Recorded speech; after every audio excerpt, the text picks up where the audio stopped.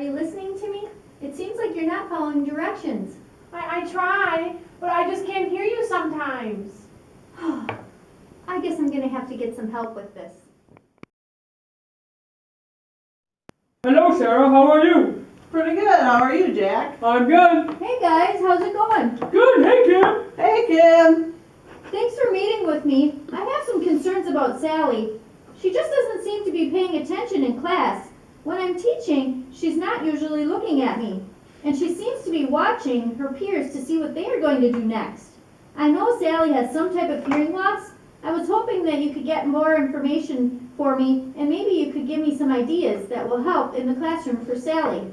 Well, Kim, Sally has a hearing impairment that affects her processing of verbal language and information. She is hard of hearing, which means that she has a small amount of hearing, allowing for some successful processing with the use of a hearing aid. This type of hearing loss that she has affected is a conductive hearing loss, which causes the problem with sound transmitting from the outer to the middle ear. I see. Sally uses a bone conduction hearing aid that attaches behind the ear and conducts sound through the skull. I believe her parents stated that she gained her hearing impairment from having repeated ear infections as a baby, and I have researched that this happens quite a bit. That makes sense. You may feel like she is not paying attention to you or understanding what is happening in the classroom, but more than likely she is just not hearing what you're saying, especially if the environment is noisy. You may notice that she does not show participation in what is going on around her. Do you think when you speak to her one-on-one, she understands what you're saying? Yes. She seems to understand better when she's able to look right at my face and is up close to me. Does she show signs of impaired cognition? No. She performs similar to her hearing peers, but she may show some signs of delay in higher level thinking.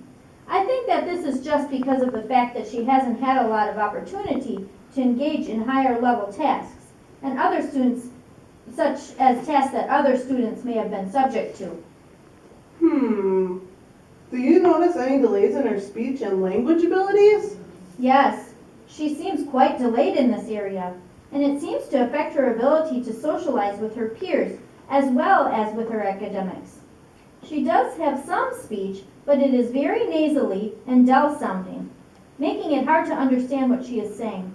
She loves to try and communicate, and I can tell that in other environments she must use American Sign Language because she uses these gestures when speaking with her peers and I. But we are not always able to understand what she is saying. Her receptive and expressive vocabulary also seems to be delayed.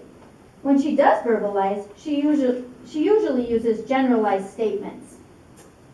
How about her literacy level? It is lower than her hearing peers. Well, it sounds like she may be having some problems due to her hearing impairment.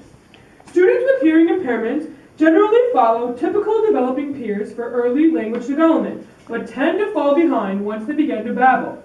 This is probably because when babies babble, they can hear themselves, but with Sally, she could not, and therefore she stopped. Makes sense. That is true. And because of that, they usually tend to be delayed in their development of speech. They will make more errors and substitutions when they speak as well. Your student may have developed some of the same phonological rules as her hearing peers, but she just may be delayed in those rules. You may also find that she uses more gestures to get her point across, but she may be ahead in some areas of pragmatics compared to her language development. Yes, she does seem to be. However, do you have to keep in mind that her language development is not impaired? It is her spoken language that is delayed. That is great to know. Do you have any ideas of ways that I can accommodate Sally and include her in the class and activities? Of course I do. There are many things that you can do. First, I think you should make sure that her hearing aid is working properly. That will make sure that she isn't having any problems because of it.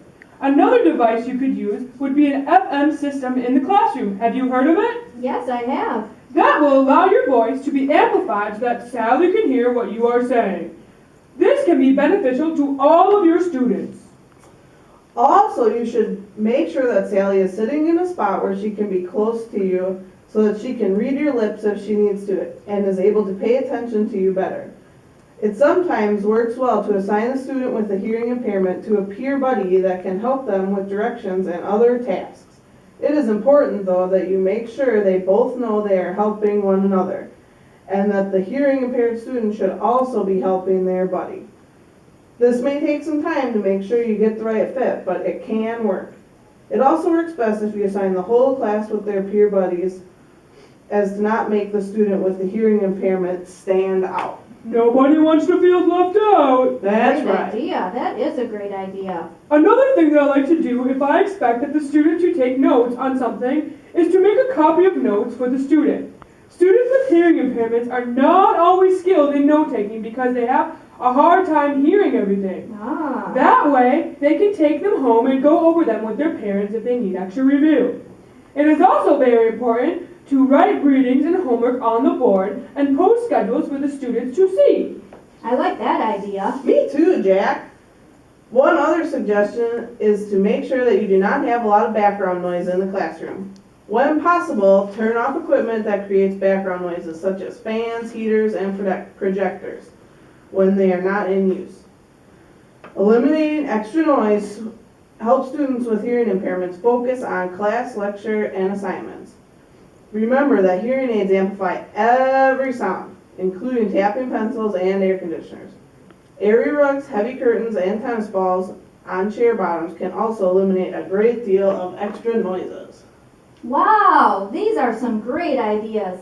I really appreciate your help, and I plan to try some of them with Sally. Thanks Please so let me much. know how they work. I will.